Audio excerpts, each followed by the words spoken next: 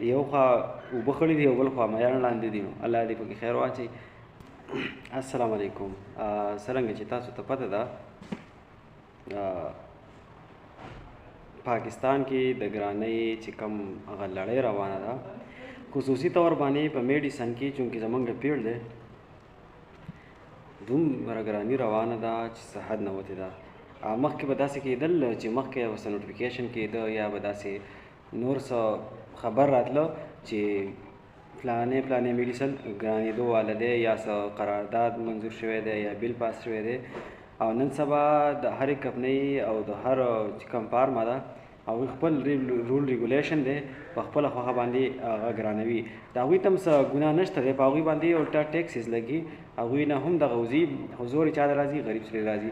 او بل طرف ته زمونږ چې د پښتنو کوم کانفیډنشل لیول دی، کانفیډنشل لیول ورته ویلی کېږي یا انټلیکچوال لیول ورته هم ویلی شي، خو هغه دا دی چې نن یو زه دا ووایم چې یو مریض و، هغه ما سره میلاو شو، هسې ګپ شپ هم لګو، د بلډ پریشر مریض دی او شوګر یې هم دی.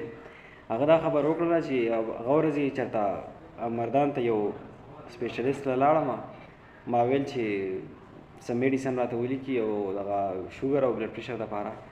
خو به هر حال هغه وایي چې زما نه 1200 پیس واخېسته او صرف د 1200 روپو میډیسن راته ولیکه. نو زه پرې مطمئن نه وم، وایي زه هله مطمئن یم. هغه دا خبره وکړله، ښه پوهه سړی دی او ښه په درنه څوکۍ باندې خپله عهده سنبالي. نو هغه دغه خبره وکړله چې زه هله مطمئن کېږم چې ما له ښه ګران میډیسن راکړي او ښه ډېرې روپۍ رانه واخلي. نو دغه خو زمونږ کانفیډنشل لیول دی، که چېرته موږ ته ارزان څه میلاویږي نو موږ پرې مطمئن نه یي، او چې کله ګران شي نو هم موږ پکې کوو. نو عجیبه ده، یو خوا اوبه خړې دي او بل خوا میان لاندې دي. نو الله دې پکې خیر واچوي.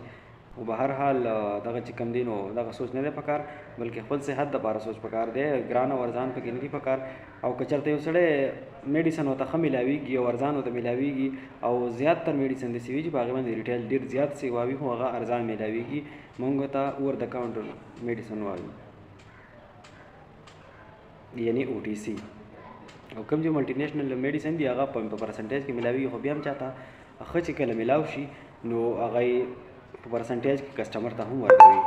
نو لہذا نه دي پکار چې داسې خبره وکړی شي او یا بل چاته ګرانېږي. نه که چېرته یو ډاکټر ته دا پته ولګي چې دا مریض ته دا سوچ دی چې ما ته د میډیسن چې کوم دی ګران میلاو شي، نو هغه به کوشش دا کوي چې څومره ګران میډیسن وي، چاهې هغه کار کوي یا نه کوي، هغه به هغه لیکي. نو هغه بیا چې کله هغه ته بیا د غریب او د مالدار پته هم نه لګي په دغه کې، او دې کې به مالدار غریب ته هم ډېر زور ورکولی کېږي.